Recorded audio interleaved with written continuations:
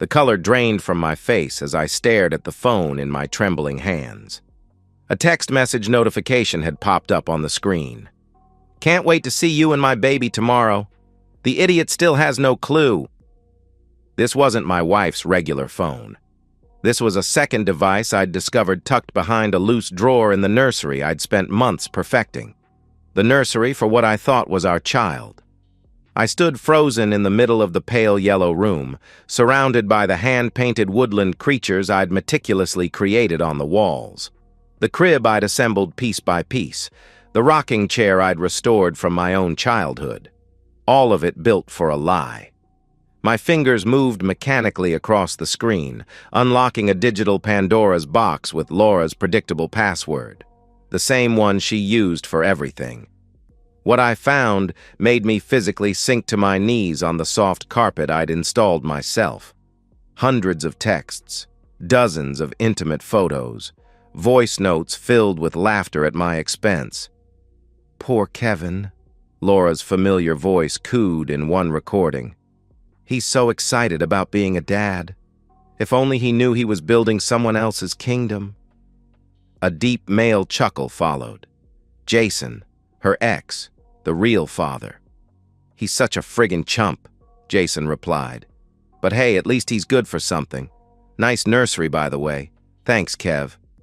Their mocking laughter echoed in my ears as I closed my eyes, feeling something inside me crack and then instantly freeze over. I didn't scream. I didn't break anything. I didn't cry. Instead, I carefully replaced the phone exactly where I'd found it and walked downstairs to greet my wife as she returned from her prenatal yoga class. For the first time in our marriage, I knew exactly what I needed to do. I'd met Laura Michaels 5 years ago at a charity gala where my architecture firm had donated design services for a new children's hospital wing. She had been breathtaking in a shimmering silver dress, working the room with practiced ease, her Instagram followers growing by the hundreds as she posted carefully curated photos of the evening. I was the quiet one, the serious architect who preferred blueprints to small talk. But somehow, she'd noticed me. Looking back, I now understood why. I represented stability, security, a safe harbor for a woman whose lifestyle outpaced her income. "You build beautiful things," she'd said, studying my portfolio on our third date. "I've always wanted someone who could build something lasting." We were married within a year. I'd thought it was a whirlwind romance. Now I recognized it as a calculated investment on her part. The first 3 years had been good, or so I'd believed. Laura's social media presence grew steadily, transitioning from fashion and lifestyle to luxury home living after she moved into my meticulously restored Victorian in Seattle's Queen Anne neighborhood. I was proud of her ambition, her ability to turn our life together into something that inspired others. When she featured my design projects, it brought in new clients. We seemed like the perfect team. Then came the pregnancy announcement. I still remember dropping to my knees in the bathroom as she showed me the positive test, tears streaming down my face as I pressed my ear to her still flat stomach. It was the happiest moment of my life. "We're going to be a family," I'd whispered. Laura had smiled that camera-ready smile, already planning the announcement post that would later garner 147,000 likes and a stroller sponsorship. I began work on the nursery the next day. My greatest project, a labor of love. Now I knew it had all been a performance. The excited phone calls to her mother, the way she'd place my hand on her growing belly when the baby kicked, the tears in her eyes when we'd learned we were having a little girl. All of it, scripted content for her growing audience. And all the while, she'd been meeting Jason in hotel rooms, laughing at my devotion, plotting their future together, one funded by my hard work. Jason Parker. Her toxic ex, she claimed to have completely cut ties with years before meeting me. The startup investor with flashy cars and flashier promises who'd broken her heart, but apparently never relinquished his hold over her. As I methodically prepared dinner that evening, watching Laura upload her latest bump dates to her hundreds of thousands of followers, I contemplated how a man builds his life on what he believes to be solid ground, only to discover he's been standing on quicksand all along. "The nursery looks amazing, baby," Laura said without looking up from her phone. "My followers are obsessed with those little forest animals you painted. The woodland theme is trending like crazy." I nodded, stirring the pasta sauce with steady hands. "I'm glad everyone approves. The video tour got picked up by that parenting blog. They want to do a feature after the baby comes," she continued, completely unaware that I now understood her true plans. To leave me once she'd secured enough brand deals and financial stability, taking my supposed daughter to start a new life with Jason. "That sounds wonderful," I replied, my voice betraying nothing as I served her dinner. "We should celebrate." Laura finally looked up, surprised by my sudden enthusiasm. For a moment, I wondered if she felt a flicker of guilt as she smiled at me. "I was thinking," I continued casually, setting down my fork, "maybe we should do something special for our anniversary next month. Something memorable." Her eyes lit up. "Like what?" "A party. Something elegant. You could invite all your important contacts, your family, your sponsorship people. I could rent out that rooftop venue you love at the Grand Hotel." Laura clapped her hands together. "That would be amazing content. And we could announce the baby's name finally." I reached across the table and took her hand, the same hand that had typed disgusting messages to another man for months, the same hand that had caressed his skin while carrying what I thought was my child. "It'll be unforgettable," I promised. "Trust me." And for once, I wasn't lying. The first thread of my plan unspooled the next morning. I called in a favor from Marcus, my college roommate who now ran a cybersecurity firm. "I need surveillance, discreet, comprehensive, and completely legal," I explained over coffee in a shop 3 towns over from our home. Marcus studied my face. "This about Laura? You finally figured it out?" I nearly dropped my cup. "You knew?" He sighed, looking genuinely pained. "I had suspicions. She and that investor guy were tagged at the same charity event in Portland last year when you were at that conference in Chicago. When I mentioned it, she gave me this whole story about running into him accidentally and how awkward it was. Why didn't you tell me? I tried, man. Remember that night I came over to watch the game and asked if everything was good with you guys? You went on for 20 minutes about the baby and how happy you were. What was I supposed to say?" I remembered that night. I'd been so blind, so trusting. "So will you help me?" I asked. Marcus nodded grimly. "What do you need?" The cameras were installed within days. Tiny, undetectable devices hidden throughout our home, excluding the bathrooms for legal reasons. Everything was above board. I owned the house outright. My name was on all the documentation. I had every legal right to secure my property with surveillance equipment. The audio recordings began to amass immediately. Laura on the phone with Jason while I was at work. "He's working late again on the Jefferson project. Come over." "I miss you. Kevin's so boring lately. All he talks about is the baby. After she's born, I'll wait 6 months. Just enough time to leverage the momfluencer deals, then I'll tell him I'm unhappy. He'll give me whatever I want in the divorce. He always does." Each revelation should have devastated me, but instead, I felt a cold clarity settling over me. I used my lunch breaks to consult with Pierce, the shrewdest divorce attorney in the state, ensuring everything was documented properly. Meanwhile, I continued playing the devoted husband. I attended every prenatal appointment, asking concerned questions about our daughter's development. I massaged Laura's feet each night while she complained about swelling. I brought her favorite ice cream at midnight when she claimed to have cravings. "You're too good to me," she would say. "No, I'm exactly what you deserve," I would reply with a smile that never reached my eyes. As her due date approached, I noticed Laura's meetings with Jason becoming less frequent. Later, I would learn this was because he'd begun distancing himself, growing increasingly hesitant about the reality of fatherhood. In their fantasy, I was the provider who would be easily discarded when convenient. The reality of actually raising a child together was apparently less appealing to him. When Sophia Grace Taylor was born on a rainy Thursday in March, I was in the delivery room, counting fingers and toes, cutting the umbilical cord with tears in my eyes. I loved that tiny human instantly, despite the growing certainty of what the DNA test would reveal 2 weeks later. I kissed Laura's forehead as she cradled our daughter. "She's perfect," I whispered.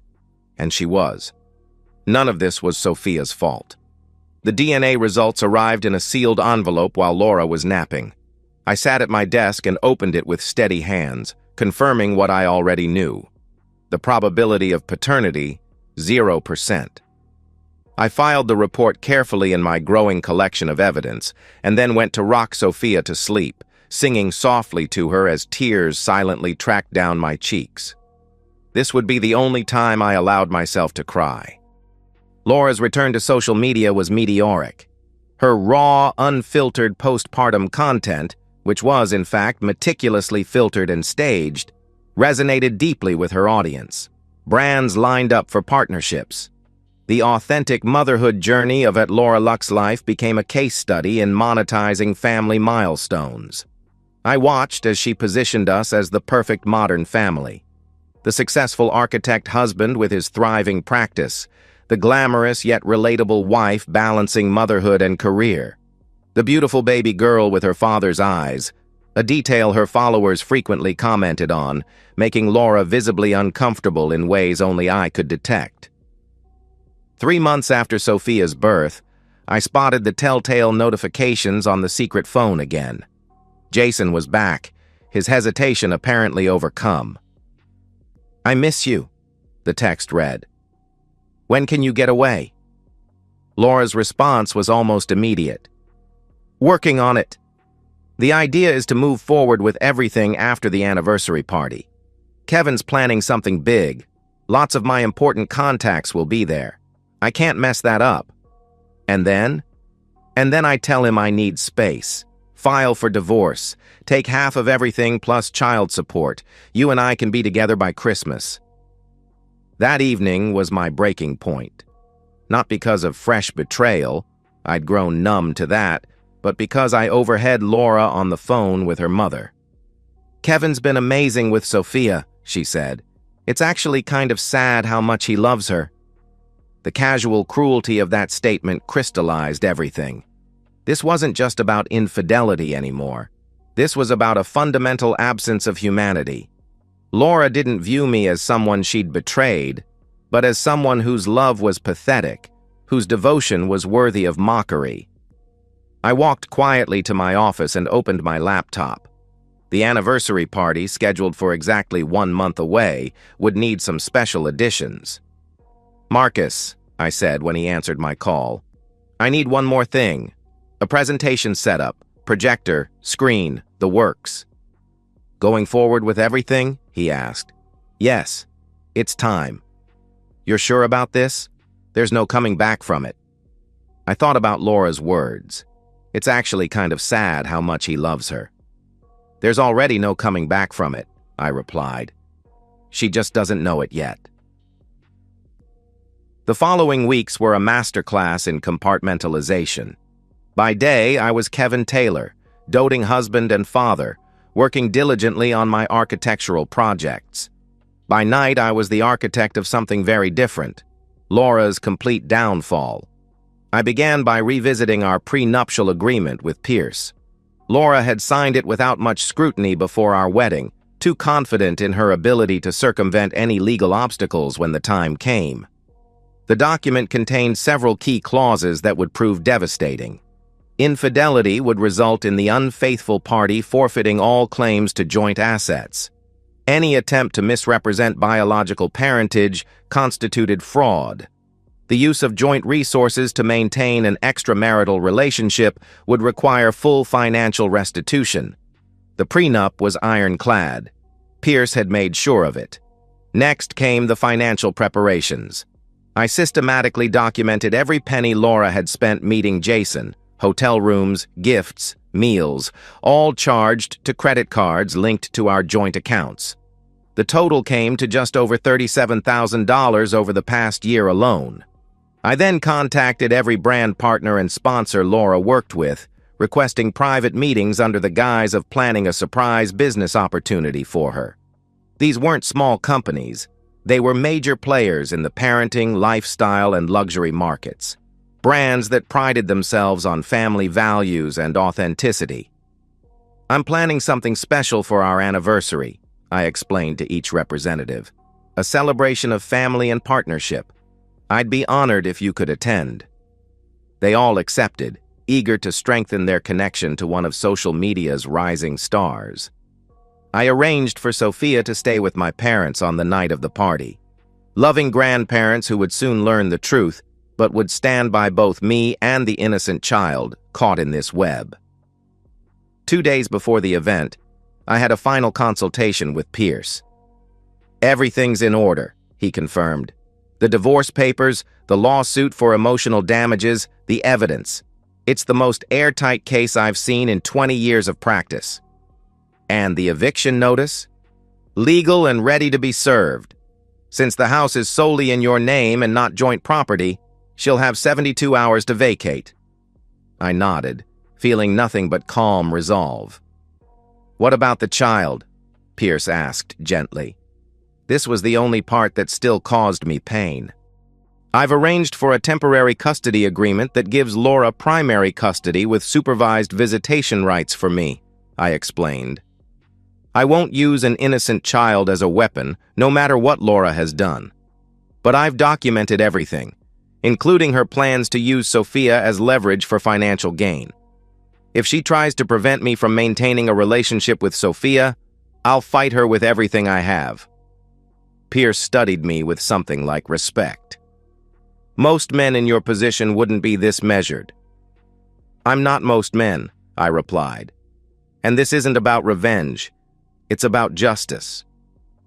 But as I left his office, I knew that wasn't entirely true. This wasn't just about justice. It was about making sure Laura and Jason understood exactly what they had destroyed and ensuring they could never rebuild it. The anniversary party was everything Laura could have dreamed of.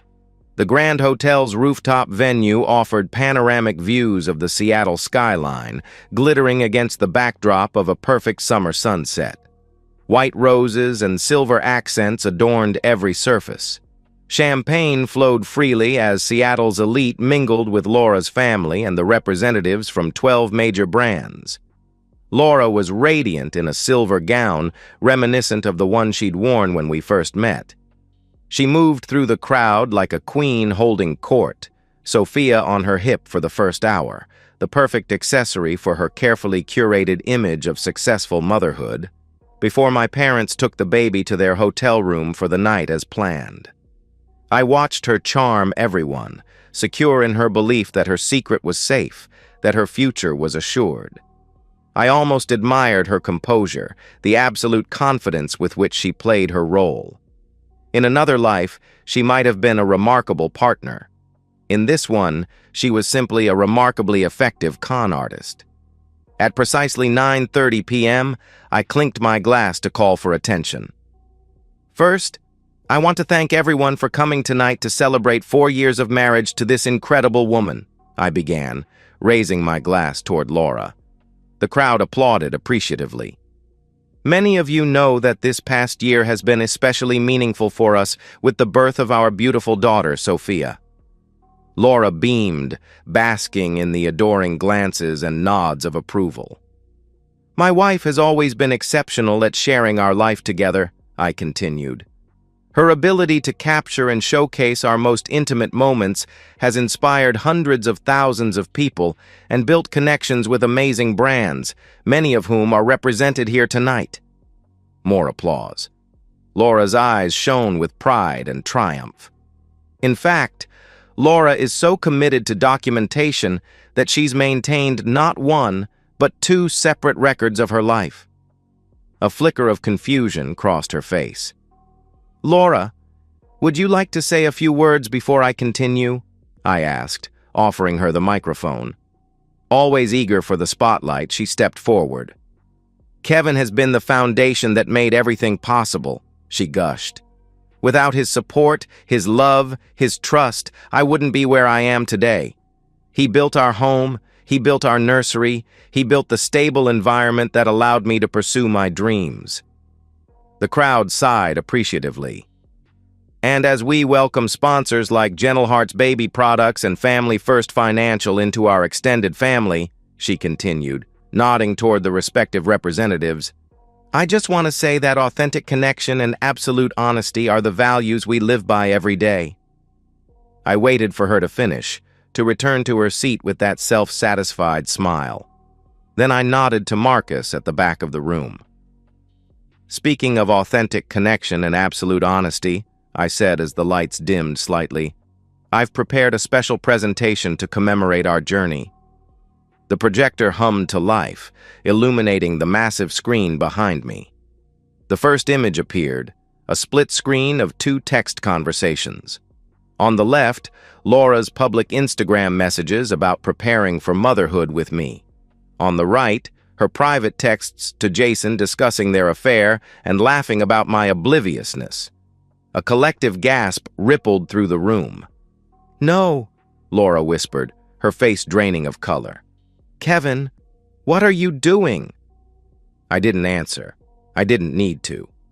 The presentation continued relentlessly. Hotel receipts matched to calendar entries labeled prenatal yoga, voice recordings of Laura and Jason mocking my excitement about the baby, security camera footage from our own home showing Jason entering on days when I worked late.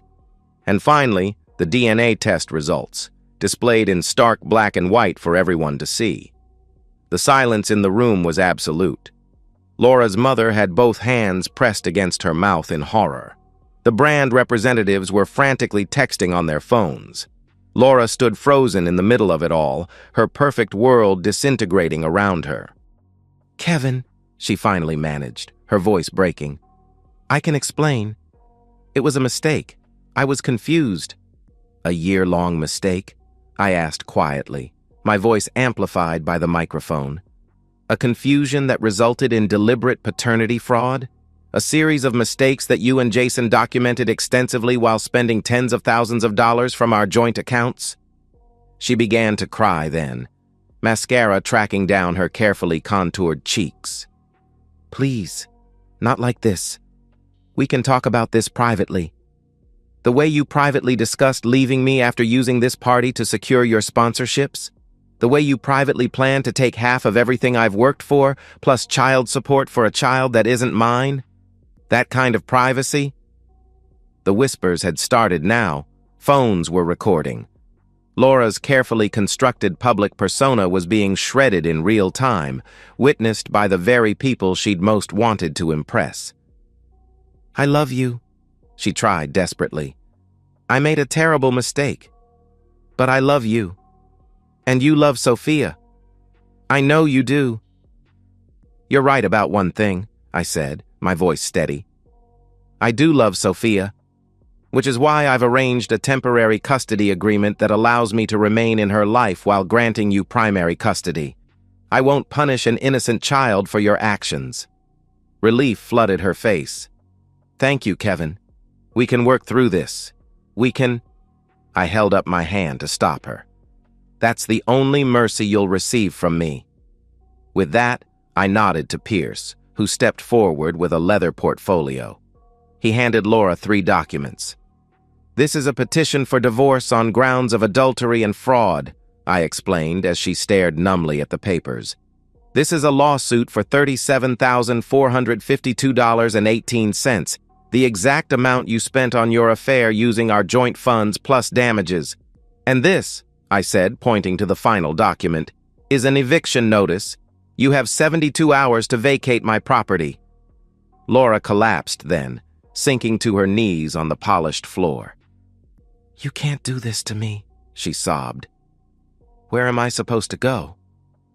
I looked down at her, thinking of all the nights I'd spent planning the nursery, all the times I'd held her hair back during morning sickness, all the love I'd invested in a complete fabrication. "That," I said quietly, removing my wedding ring and placing it on the table beside her, "is not my problem anymore." I turned and walked toward the exit. As I reached the door, I paused and addressed the shocked audience one final time. "The bar is open for another hour. Please enjoy the rest of your evening." The aftermath was swift and absolute. By morning, the story had exploded across social media. Someone at the party had recorded most of my presentation, and while they'd been decent enough not to post the actual footage online, the detailed accounts spread like wildfire through Seattle's social circles and Laura's followers. Laura Luck's life became Laura Lied life overnight.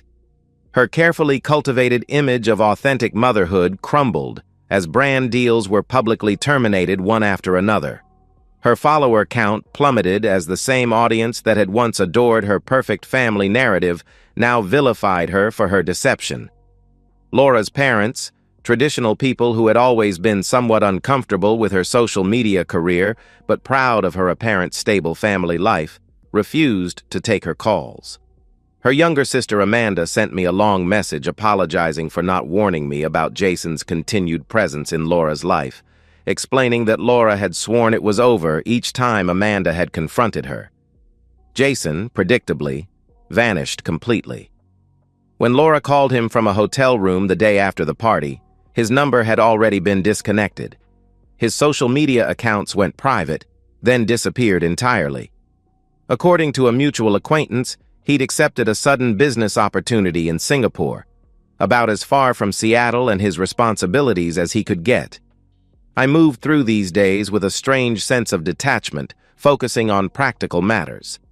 I arranged for all of Laura's belongings to be packed by a service and placed in storage, prepaying for 3 months, my final act of consideration.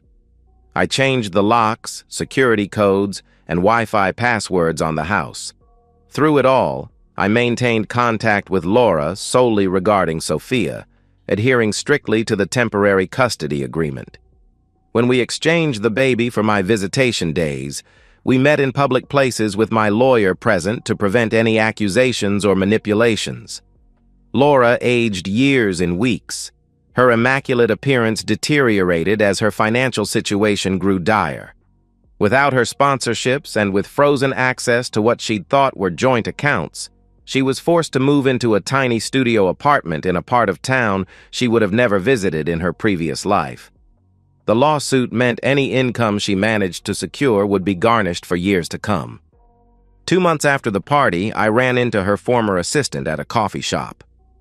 "She's working at Nordstrom now," Becca told me with a mixture of schadenfreude and pity. "Cosmetics counter, part-time. Can you imagine? Last year she was pulling in 5 figures per sponsored post, and now she's spraying perfume samples for minimum wage." I nodded without comment. It wasn't satisfaction I felt at this news, but something more complex.